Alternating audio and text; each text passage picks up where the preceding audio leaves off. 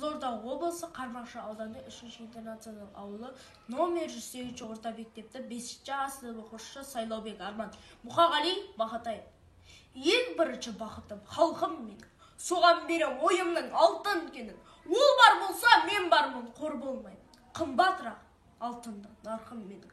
Ал екінші бақытым тілім менің, тас жүректі тіліммен түңілмедім. Кейде дүниеден түңілсем де, қасиетті тілімнен түңілмедім.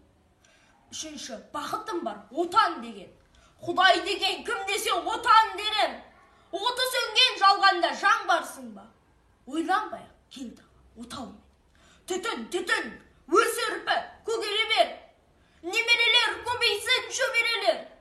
Жаныңда ұста, жақсылық күтпегейсін. От емес, оқ сұрасаң менен егер. Үш бірдей бақытым бар алақанда. Мені мұндай бақыттар жаратар ма?